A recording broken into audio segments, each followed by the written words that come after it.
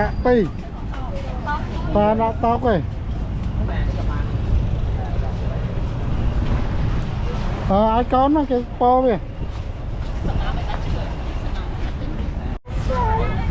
rồi kìa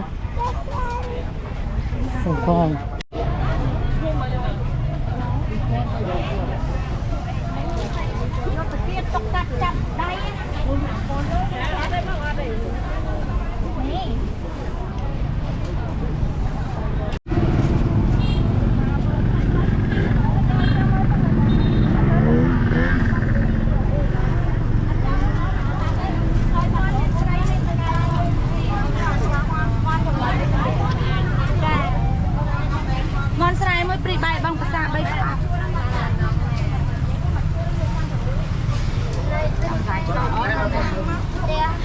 miền Plata tắc mông Plata bảo tê hả bông đây cái đây chuyên bông mòn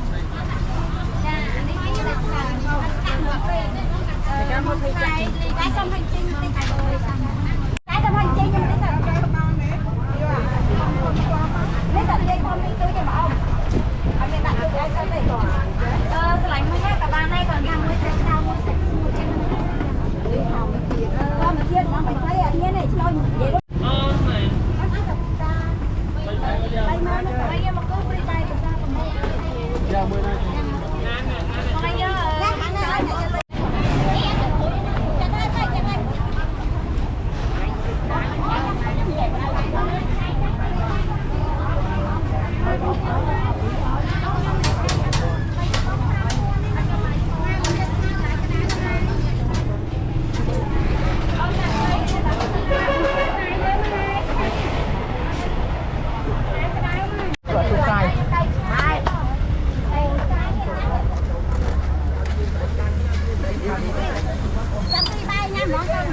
nên bà té tập mông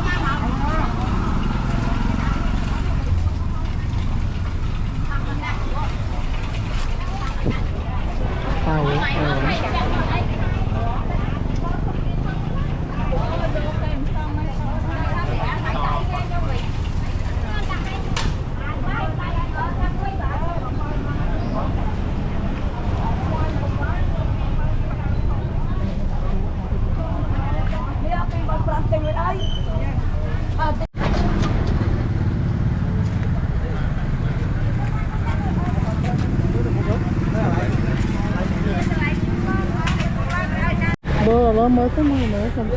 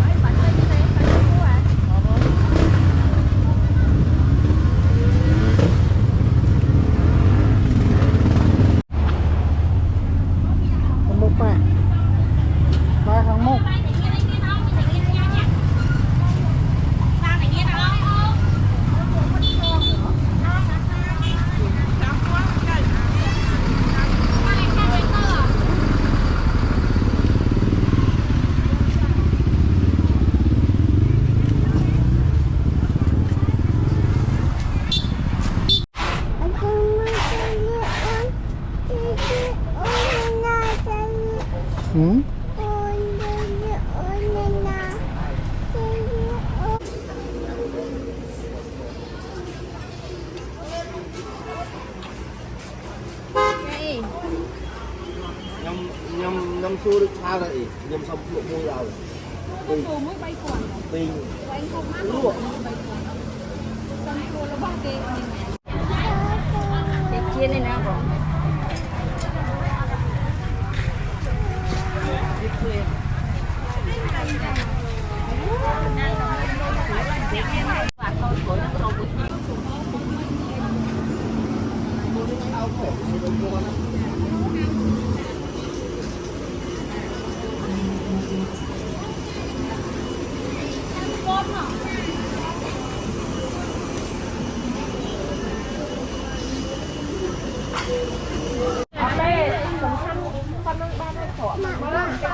mặn này kìa.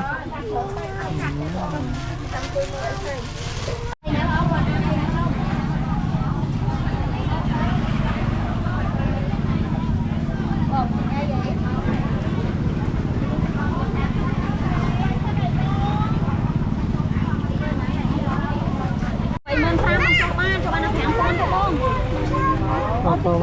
To vinh. bông ơi bà chiên cái này con cái xong ở trong xong nó cái xong còn cái bao rồi xong cẩn thận